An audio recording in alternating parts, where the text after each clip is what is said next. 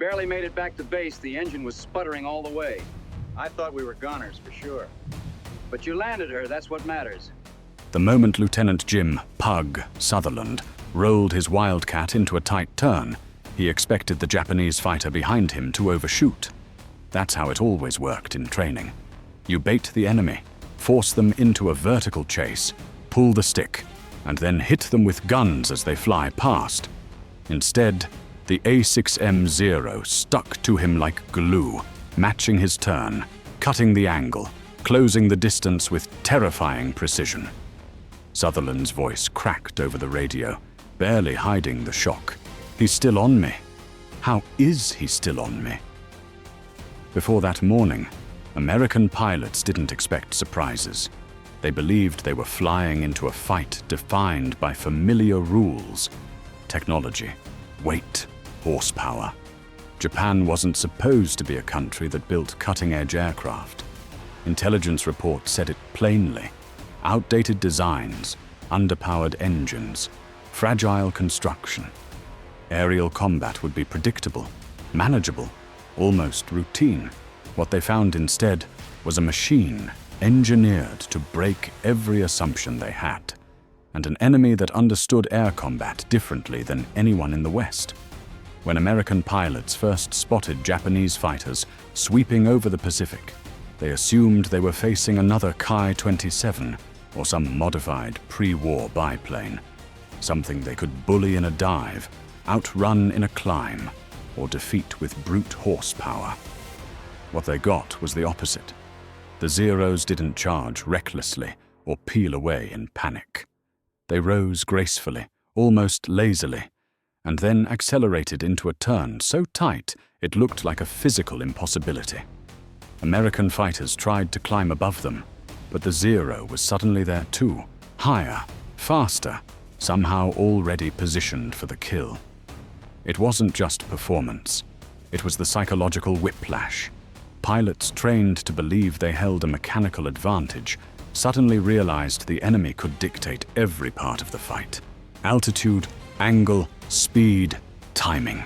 They weren't reacting to mistakes. They were reacting to superiority. And that didn't feel like war. It felt like being hunted. In those first encounters, the Americans didn't think, "We're facing a better plane." They thought, "We're fighting pilots who don't care if they die." Maneuvers that looked suicidal turned out to be calculated. Climbing beyond stall speed wasn't reckless. It was a trick, enabled by a machine that weighed almost nothing and used that lightness like a weapon. Dogfighting a Zero wasn't just dangerous. It was disorienting, like the laws of physics had changed and no one told you. "Don't try to turn with them," one pilot muttered, after landing his bullet-riddled plane, eyes wide with something between awe and fear. "They'll eat you alive." This wasn't a revelation delivered in a briefing room. It was carved into the minds of pilots who saw every move that used to save them become the reason they died. Doing everything right was suddenly the wrong thing, and the moment that truth clicked, the war in the air stopped being a contest of machines and started being a race to adapt before it was too late. American pilots quickly learned that the Zero wasn't a fluke or a lucky ambush. It was a system designed with one purpose: to dominate any fight that devolved into maneuvering. Its lightweight frame allowed it to twist in the sky with an almost organic fluidity, banking harder and tightening its turns until American fighters simply ran out of options. The Wildcat's wings rattled, controls stiffening under pressure, while the Zero slid effortlessly through the same arc, creeping closer with every second. The Americans had altitude, armor, firepower on paper. In reality, they were flying bricks in a knife fight. Nothing highlighted the gap more than the first extended engagements. American pilots, conditioned to trust their engines, tried to break away in a climb, expecting gravity and horsepower to save them. Instead, the Zero surged upward with bewildering ease. Its extreme lift-to-weight ratio let it float, hang, pivot, and then snap into position as if gravity didn't apply. What looked like sloppy overshooting was actually a trap, an invitation to chase, so the Zero could cut inside and fire before the American even realized what happened. For the men in the cockpit, these weren't abstract performance numbers. They were seconds stolen from a dwindling margin of survival. A pilot would split S, expecting the enemy to be too slow to follow. The Zero followed. He'd dive to gain speed. The Zero dove faster. He'd loop upward to escape guns. The Zero was already there. Radio chatter shifted from confident commands to clipped, breathless fragments. "I can't shake him, he's turning inside. He's climbing with me. This plane shouldn't do this." The disbelief wasn't just tactical, it was existential. The rules of flight they had spent years mastering were now liabilities, and every maneuver from the manual became a mistake the moment it was executed. And it wasn't just pilots who noticed. Intelligence officers, listening to debriefs, realized something terrifying.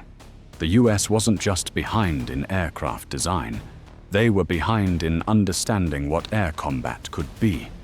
The Japanese had built a fighter that exploited a blind spot in Western thinking, and every pilot who walked away from those first encounters brought back the same chilling conclusion. The enemy hadn't found a weakness to exploit.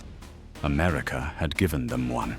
The Zero wasn't just maneuverable, it was engineered for a kind of aerial combat the Americans didn't prepare for. Designers stripped away everything that slowed a fighter down, sacrificed armor, self-sealing fuel tanks, even basic protection, all to build a machine that could outturn, outclimb, and out-accelerate anything it met. It was a philosophy rooted not in safety, but in supremacy. If you never get hit, you don't need armor. On the battlefield, that translated into a terrifying advantage. The Zero could pull tighter turns without bleeding energy, extend vertically without stalling, and snap roll into positions that looked suicidal, until they worked. Against lumbering Wildcats and P-40s, it wasn't just ahead in performance, it operated in a different aerodynamic language. American pilots tried to force head-on passes, heavy dives, and aggressive climbs, tactics that relied on mass, firepower, brute force. The Zero simply stepped sideways out of danger, pivoted, and fired from a position that no US plane could match. Its range was equally shocking. While American fighters were chained to the sky by fuel consumption, the Zero roamed vast distances over the Pacific, appearing where no fighter should logically be. Pilots reported attacks from aircraft that should have run dry hours earlier, and it gave Japanese squadrons the strategic freedom to strike first, strike deep, and vanish before reinforcements arrived. The sky wasn't contested, it was owned. But the most unsettling realization wasn't just that the Zero was better, it was that it changed the logic of combat. A dogfight wasn't a test of nerve or horsepower anymore. It was a puzzle engineered to favor the Zero, a battlefield where the American rulebook guaranteed defeat. Pilots kept fighting the way they were trained, and the Zero punished them for it. Perfect textbook maneuvers became predictable patterns. Defensive spirals became death traps. The very structure of American air doctrine turned into a map of vulnerabilities. Every pilot who survived those encounters asked the same question. Were they witnessing a single elite unit, or the standard of Japan's Air Force? And if this was standard, what chance did America have in the sky? In the first weeks of combat, American pilots didn't realize that their tactics were becoming liabilities. They flew into battle with confidence shaped by doctrine, dive fast, hit hard if threatened, turn tight, and break contact. Against older aircraft, it worked. Against the Zero, it was suicide. The moment a pilot snapped into a defensive turn, the Zero tightened its circle, closing the gap faster than anyone expected. The moment a Wildcat tried to regain altitude, the Zero shot past it, pivoting seamlessly into firing position. Every maneuver that used to create space now guaranteed a kill. Dogfights turned into something darker, hunting sequences. Pilots radioed for help, but by the time anyone responded, they were often gone, cut down in clean, efficient bursts of cannon fire. The Zero didn't overpower its enemy. It dismantled him, piece by piece, forcing desperation moves that only accelerated defeat. American formation tactics, designed around mutual support, broke down instantly. Planes scattered, chasing survival, and the Zero stalked the ones who drifted too far from the group. For the men in the cockpit, the psychological shift was profound. They weren't entering fights to win. They were entering fights to delay death. One pilot described the sensation as being inside someone else's game, flying a plane that wasn't built for the rules that now dominated the sky. You could hear it in the radio traffic, voices clipped, strained, stripped of bravado. They weren't calling positions. They were pleading for a break, any break, against an enemy who refused to give one. Even when a Zero overshot or stumbled, it didn't stay vulnerable for long. Its lightweight control surfaces allowed snap recoveries that American planes simply couldn't match. A mistake that would doom any other fighter became a feint, a momentary opening. Pilots reported watching a Zero fall out of a maneuver, assume it was going down, then see it whip back into motion with absurd speed, suddenly nose on, guns ready, as if gravity was optional. It didn't take long for the word to spread. Don't engage in a turn fight. Don't stay close. Don't try to outmaneuver them. But those warnings didn't help when instinct took over. Under fire, pilots reverted to muscle memory. And muscle memory was exactly what the Zero was designed to exploit. In those early battles, survival wasn't about skill. It was about unlearning everything you'd ever been taught before you ran out of time. The turning point didn't come from a triumphant victory. It came from a reluctant admission. After the first waves of engagements, surviving pilots returned with the same blunt, unsettling report. We can't beat them in a turn. We can't beat them in a climb. If we fight their fight, we die. It wasn't defeatism. It was clarity, born out of raw experience. The Zero didn't just outperform American aircraft. It rewrote the decision tree of combat. Every instinctive move a pilot made, every split-second reflex honed through training, led him deeper into the Zero's advantage.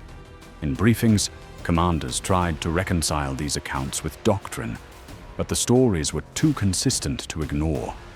Pilots weren't being outflown by superior aces. They were being dismantled by a system. The Zero wasn't a weapon designed to survive hits.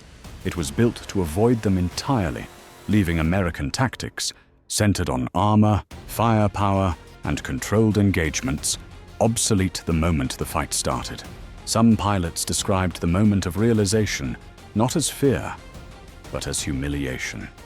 They had entered the war believing they carried the technical edge, the engineering edge, the cultural edge. Yet in the first real test, the enemy dictated the tempo, the geometry, the psychology of battle. A dogfight wasn't a test of courage anymore. Courage just made you predictable. Aggression made you vulnerable. Confidence set you up to be killed. One pilot summarized it simply.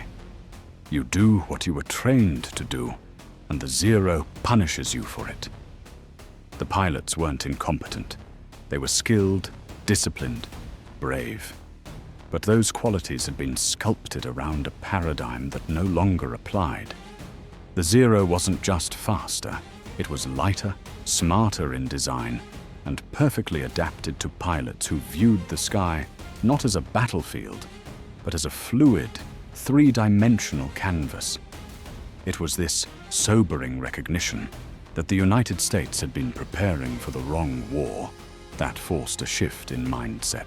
If they couldn't outturn a Zero, and they couldn't outrun it in a climb, then survival depended on something counterintuitive: refusing to play, breaking off engagements, denying the duel, avoiding the seductive lure of a one-on-one fight. It went against every instinct drilled into them, yet it was the only path forward.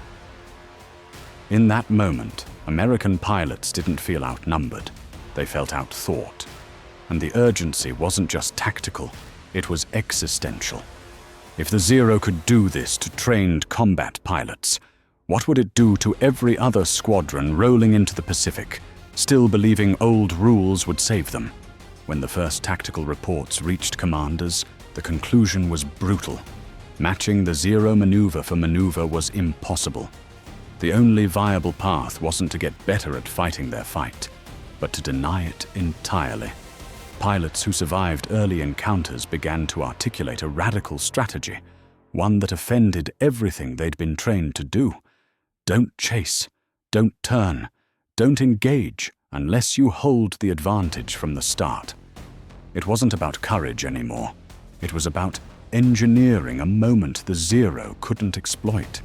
This mindset birthed tactics like the now legendary Thatch Weave, a synchronized maneuver in which two fighters flew a crisscross pattern, baiting the Zero into chasing one target while the other swung around to fire. It wasn't elegant. It wasn't cinematic. It was desperate geometry, exploiting the Zero's one blind spot. It couldn't be everywhere at once. For pilots, the maneuver felt unnatural, counterintuitive, even cowardly, but it worked. Not because it beat the Zero in a turn fight, but because it forced the Zero into the kill zone of a second aircraft before it could twist its way out. The new doctrine was simple and harsh: stay fast, stay vertical, and never linger. American fighters, heavier and slower to turn, carried more structural integrity. They could dive harder, withstand higher speeds, and escape downward in ways the Zero couldn't safely follow. Pilots learned to use that limited advantage ruthlessly. If the Zero appeared on your tail, you didn't turn. You dumped altitude like a stone, praying the dive didn't tear the wings apart before you reached safe distance. It was survival by refusal. A refusal to engage the seductive choreography of close combat. A refusal to honor the dogfight as a test of skill. In briefings, commanders hammered the new mantra with a tone that bordered on desperation. Don't turn with a Zero. Don't fight fair. Don't give them the fight they want. The bravest pilots, the ones who flew straight into danger to prove themselves, were often the first to die. Because bravery made you predictable, and predictable was fatal. These tactics didn't reclaim dominance. They bought time to fight another day, time to learn, time to re-engineer aircraft and doctrine. Until then, victory wasn't measured in enemy kills, but in survival. Pilots rode home in bullet-riddled airframes, shaken, exhausted, grateful just to touch land again. They weren't heroes in triumph, they were survivors in transition. And beneath every adaptation lay a silent admission. The Zero had forced America to unlearn everything it believed about war in the sky. It hadn't just changed the tactics, it had changed the mindset, rewriting the psychology of flight from confidence to caution, from individual skill to collective strategy. Adapting didn't happen overnight. While tacticians rewrote doctrine and engineers studied wreckage, the Zero continued to dominate the Pacific with a quiet, lethal efficiency. Every day it stayed unchallenged was another day American squadrons vanished into the ocean, another patrol that failed to return, another piece of territory ceded not just to strategy, but to momentum. The war wasn't only about battles, it was about time. And time belonged to the Zero. In the first months, the US didn't have the luxury of trading blows. Pilots were being fed into a meat grinder, while the military scrambled to understand what exactly they were facing. Airfields in the Philippines fell under relentless assault. Bombers were intercepted before reaching targets, and supply lines eroded under constant harassment. Pilots reported watching enemy fighters appear out of empty sky, deliver precision strikes, and vanish long before interceptors could launch. It wasn't chaos, it was orchestration. The losses shaped morale in ways no statistic could capture. Ground crews waited beside runways that stayed empty long after scheduled return times. Intelligence officers sifted through fragments of radio chatter, counting the number of voices that never spoke again. Letters home were written with a strange mix of pride and resignation, the unspoken understanding that every mission might be the last. The men who stepped into cockpits weren't fearless. They were determined, aware that courage might buy only minutes of survival. Even when victories came, they felt improvised, accidental. A Zero caught unaware, a Japanese pilot forced into a rare mistake. There was no sense of dominance, no illusion of momentum shifting, just relief. Relief that the sky hadn't swallowed everyone. The myth of American invincibility, cultural, technical, industrial, had been cracked open by a machine that wasn't supposed to exist, built by a nation dismissed as incapable of high-performance engineering. Meanwhile, pressure mounted in Washington. Reports described an enemy fighter that seemed to defy physics, shredding US doctrine and morale alike.